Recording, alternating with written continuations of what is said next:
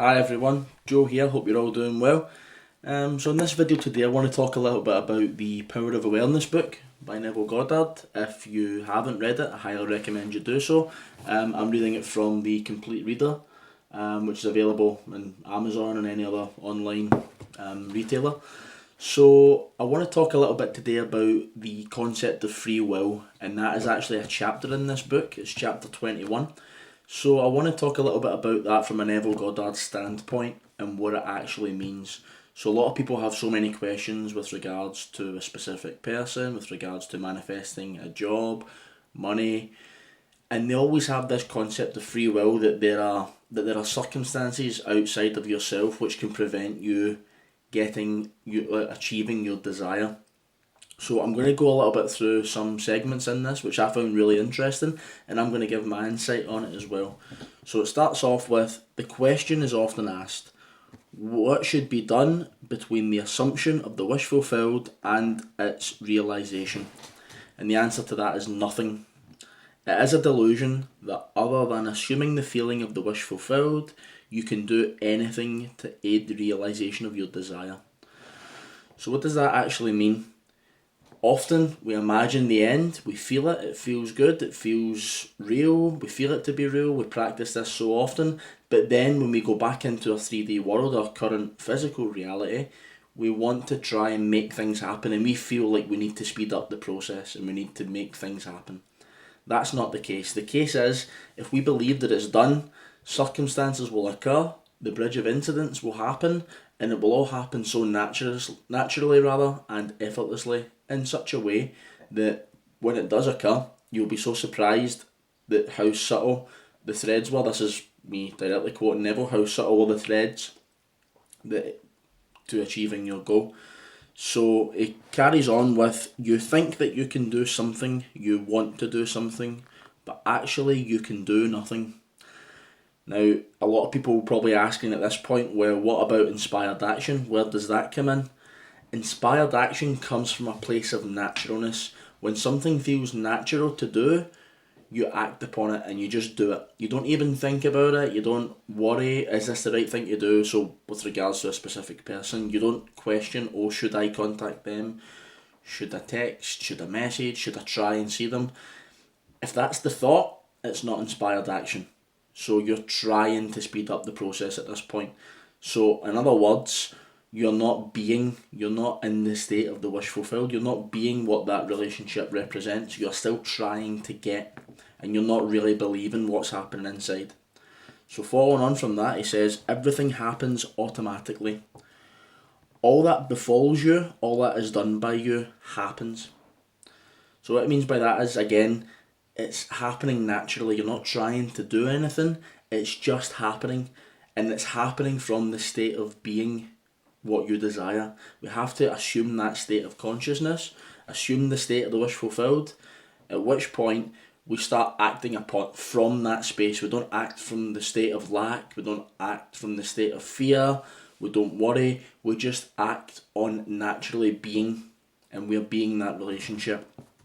So he carries on, your assumptions, conscious or unconscious, direct all thought and action to their fulfillment. So, to clarify that, if you have a conscious assumption that, for instance, with a specific person as well, they don't contact you, they don't want to be in touch with you, they don't really want to know you, if that's your conscious assumption, first, you're not living in the end, and two, you're living in a state of fear. You're not being in that state of already being in that relationship. But if your conscious assumption is, I'm in this relationship is fulfilling, it's healthy, then you act from that state naturally. You won't have to try and do anything, you'll just live and you'll just be. It may not be present in the physical, but it will come to pass because your actions will dictate what you do because you're doing it in that state of already having, not trying to get. Massive difference between having and being something and wanting and desiring something. But at the same time, to desire, I'm going to say this once, to desire something is to have it. Neville says it as well, to desire a state is to have it. So the minute we desire something, if we can get to that belief of we already have this because it's a God-given desire, because we are God, then we have it. We don't need to do anything, we don't need to speed up the process, we just need to get into that state of already having it, at which point circumstances will mould and everything will conform to our assumptions effectively. So it goes on from that, he says, to understand the law of assumption, to be convinced of its truth, means getting rid of all illusions about free will to act. So this is where free will comes into it. Free will actually means freedom to select any idea you desire, okay? So a lot of people will say, oh, people have free will, that person has free will. If we can observe this other being as being an extension of us, which they are, because as Neville says, everyone is you pushed out.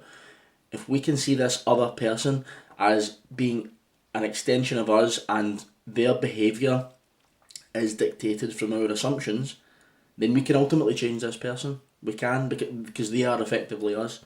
So if our assumption is, my person doesn't want to speak to me, with relation to a job, if your expectation or your assumption is that my boss is unfair to me, that I don't get enough credit, that I don't get praise in my job, I'm not good at my job, that person will just back up your thoughts. And I've had this experience in work.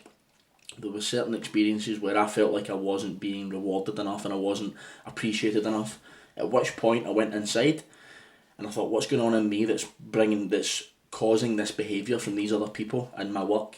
And I realised that I didn't feel worthy enough, I didn't feel important enough, at which point I changed that and I worked off the assumption that I'm good at my job, that I'm good at what I do, people appreciate me, they understand what I do, and they also reward me.